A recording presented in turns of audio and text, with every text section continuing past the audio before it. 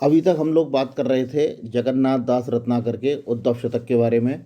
और उद्धव शतक के बारे में जितनी भी हमने चर्चाएं की थी उसकी समरी आपको एक बार बतलाते हैं। उद्धव शतक जगन्नाथ दास रत्नाकर द्वारा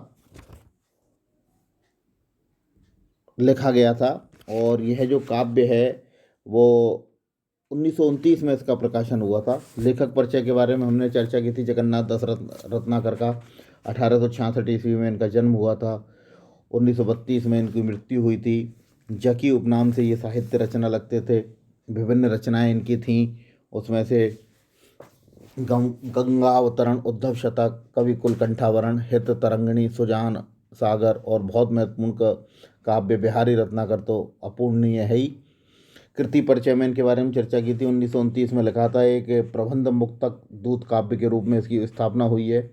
श्रीमद् भागवत के 46वें और 47वें अध्याय से इसकी रचना ली गई है और ये इसको प्रबंधात्मक मुक्तक के रूप में कहा गया है। कथानक इसका श्रीमद् भागवत के 46वें 47वें अध्याय से लिया गया है। भक्ति भावना से ओतप्रोत ये काव्य है। उद्धव जब श्री कृष्ण का संदेश लेकर गोपियों के पास जाते हैं तो गोपियों के ऊपर ज्ञान की बातें करते हैं, लेकिन ज्ञान अधूरा रह जाता है और गोपियाँ भक्ति के प्रति ही उद्भुत रहती हैं। इसलिए ज्ञान के ऊपर भक्ति की विजय की ये कथा भी स्पष्ट होती है। इसके बाद हमने चर्चा की थी यहाँ इसके भाव पक्ष के बारे में कि उद्धव शतक का भाव पक्ष क्या है। भाव पक्ष के अंदर उसका विप्लव श्रृंगार, शास्त्रीय पक्ष विरह वर्णन, षट ऋतु वर्णन और शांत रस का उद्दीपन हुआ था। उसमें उत्कृष्ट उपावलंब काव्य के रूप में ये माना जाता है। उपावलंब की श्रेष्ठता इसके अंदर विराजी हुई है। अब हम बात करेंगे कला पक्ष के बारे में। मैंने आपको बतलाया था कि काव्य के दो पक्ष होते हैं, एक भाव पक्ष, एक कला पक्ष। भाव पक्ष आंतरिक पक्ष है, वो कवि की खुद की अनुभूति के रूप में होता है।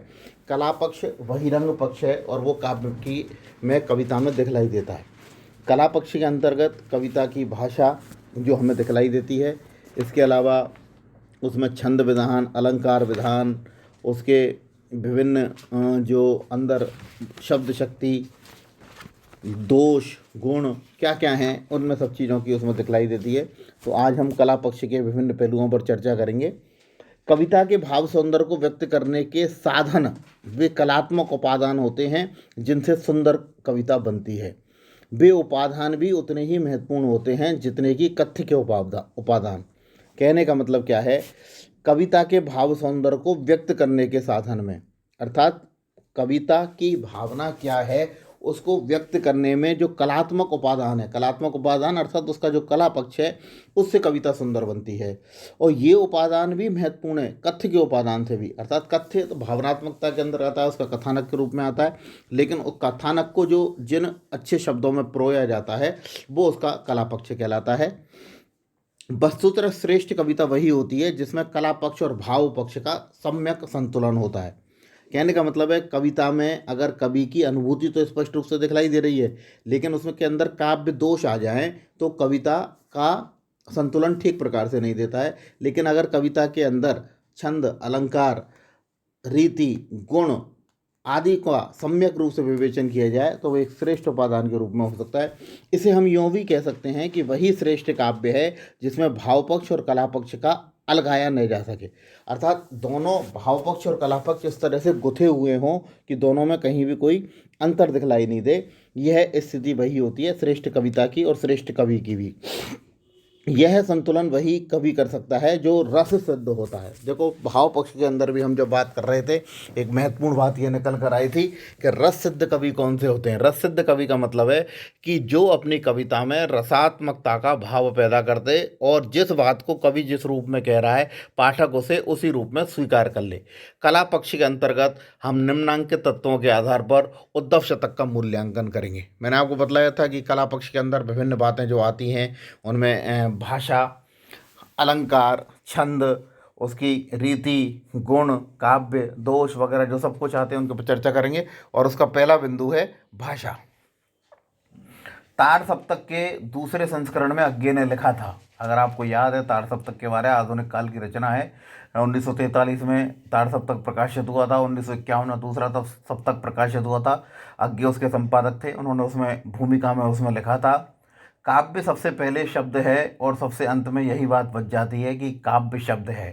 सारे कवि कर्म इसी परिभाषा से निःसृत होते हैं।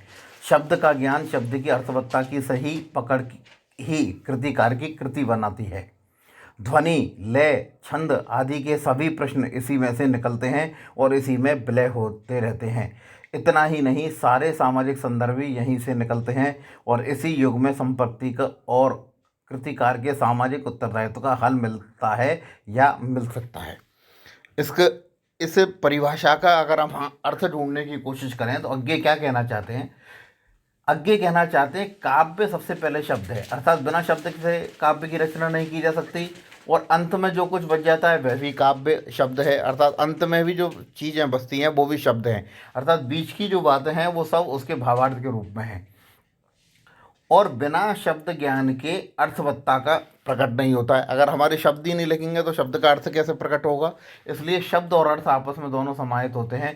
अतः कवि का काम होता है अपने काव्य के लिए नए शब्द की खोज करना, अर्थात नए नए शब्दों की खोज करना कवि का कर्म है। हर व्यक्ति हर बात को कह सकता है, लेकिन कवि जैसे तादात्मकता के साथ अच्छी बात को कह सकता है, वो एक कविता के रूप में प्रकट हो जाती है। डॉक्टर नामवर सिंह श्रेष्ठ आलोचक जो रहे उन्होंने भी कहा है, किसी नए शब्द को खोजने का अर्थ है किसी नए अनुभव खंड और वास्तविकता में किसी नए पहलू की खोज। एक ही शब्द को अनेक अर्थों में खोजने की परंपरा कवि के अंदर होती है। आपने देखा होगा कि निराला ने एक बहुत बड़ी दीर्घ कविता